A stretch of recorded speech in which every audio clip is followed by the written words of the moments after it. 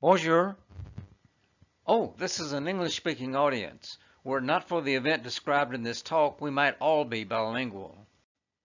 I'm going to speak of the Cliffside Trail that decided North American destiny. The event that occurred there had huge consequences.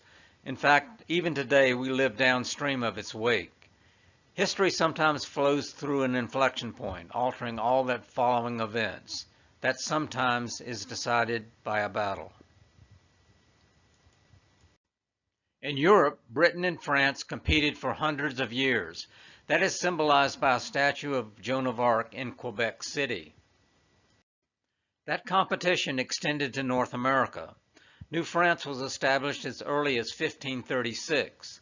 Much of its vast interior extended to the west and north, and much of that was terra incognito. British settlements were on the Atlantic coast. As these regions came into conflict, the stakes were very high. In Quebec, the Marquis de Montcalm was the commander-in-chief.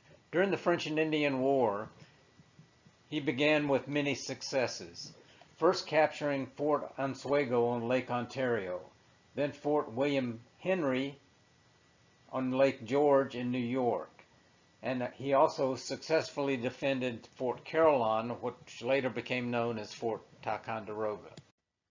The early part of the war went poorly for Britain. William Pitt, a leader of a faction in Parliament, later Prime Minister, proposed a risky policy. He funded the military expedition by going deep into debt. Nonetheless, in the short run, Britain's failures continued. In 1757, the British surrendered Fort William Henry on Lake George. That surrender is depicted dramatically in the movie The Last of the Mohegans. In 1758, 16,000 British troops attempted to take Fort Carillon, but failed. But then, beginning in 1759, Pitt's strategy began to succeed. Britain applied naval power focused on Quebec City. Since as early as 1690, the French had built a formidable citadel on the 200-foot cliff overlooking the St. Lawrence River. It was reinforced in 1745. The fort was impregnable, yet the British force made it irrelevant by forcing the French out of the fort and into the field as seen as a green patch in the distance. This view of the citadel today shows construction as late as 1850. The British attack on Quebec City began in June of 1759. Major General James Wolfe was assigned command. The British fleet was first met by fireships deployed by the French. Beginning on July the 12th, the British began bombarding the city. Wolfe first attempted to cross the river east of Quebec City at Beauport or Montmorency. Wolfe then threatened multiple crossings of the St. Lawrence River. In response, Montcalm was forced to deploy guards up the river as far west as Cap Rouge, therefore diminishing the defense of the citadel. Wolfe's attack was on the night of the 12th-13th September at the Cove of Foulon, about 2 miles from the citadel. The British Army used 20-man landing craft to cross the river. 4,400 British soldiers scaled the 200-foot cliff, led by Lieutenant Colonel William Howe, who 20 years later played an important role in the American Revolution. This is a present-day marker of the Cliffside Trail. The surprise was a success. Wolfe displayed his force across a wide field known as the Plains of Abraham, but out of range of the citadel's cannons. In this position, the British separated the French forces and controlled the road to Montreal. Wolfe applied two innovations, lines only 2 men deep called the Thin Red Line, and preloaded each musket with 2 musket balls.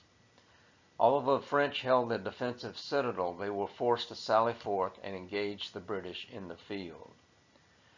The French charged.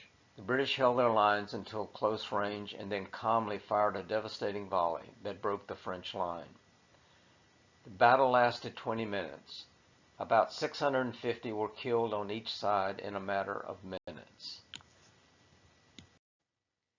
This is the battleground as seen today.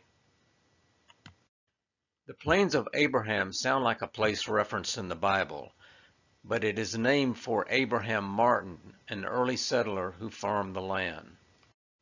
Both commanders were mortally wounded, each marked similarly on the battleground. Wolfe died during the battle, knowing that the battle was won. Montcalm died the next morning. On being told that he had hours to live, he said that he was thankful that he would not live to see the British occupy Quebec City. So New France was lost, yet a small portion of it still exists. The islands of Saint-Pierre and Miquelon are now part of France and have a representative in the National Assembly.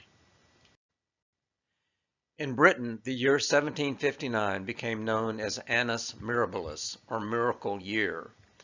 Although successful, Britain accrued high debts, which in turn led to the American Revolution.